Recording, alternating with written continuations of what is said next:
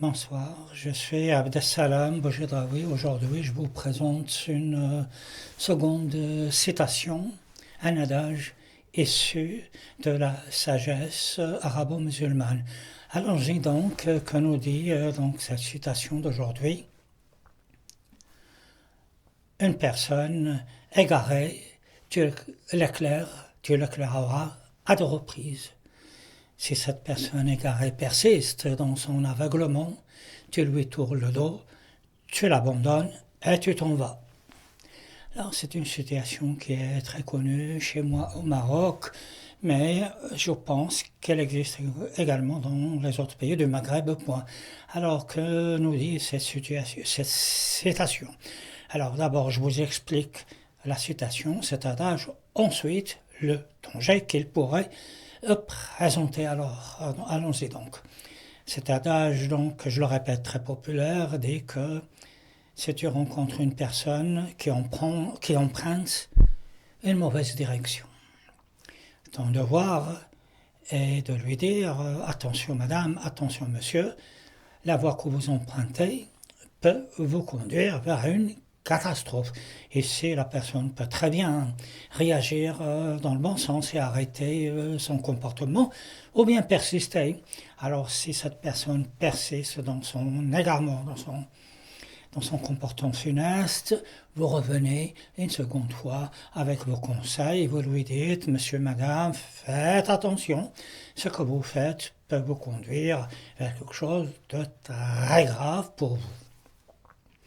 Alors, si à deux reprises cette personne ne veut rien savoir, vous lui tournez le dos, vous partez, vous l'abandonnez et vous faites comme si elle n'avait jamais existé. Le mieux est que je prenne un exemple simple. Dans votre entourage, il y a un jeune homme et une jeune femme qui la nuit, c'est-à-dire qui possèdent un travail, soit la jeune fille, soit le jeune homme, mais qui la nuit ne dorment pas.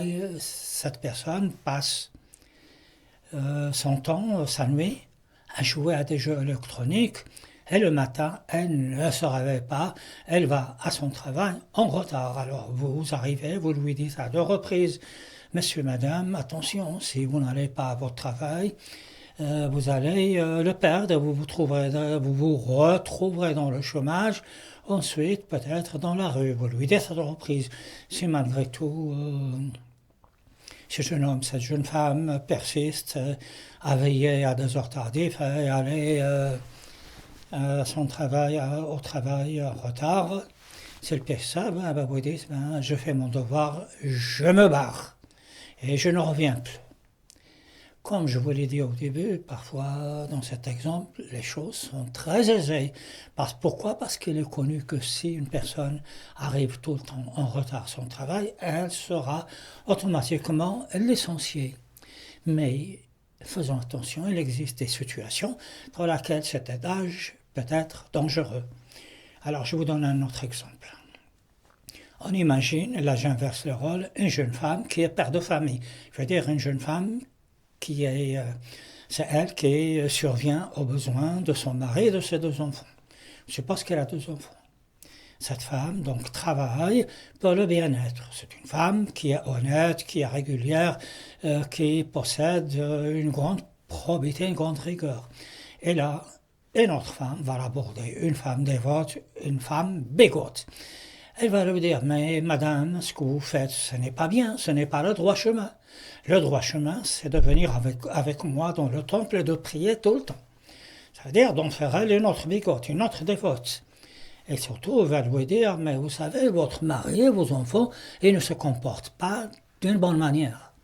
Et c'est ainsi que si cette femme qui est mère de famille, c'est elle le support de la famille, si elle suit les conseils de cette femme, à son tour, elle va devenir bigote, elle va considérer que son mari sont l'ennemi et que ses enfants ne se comportent pas bien, et ainsi, elle va détruire son foyer.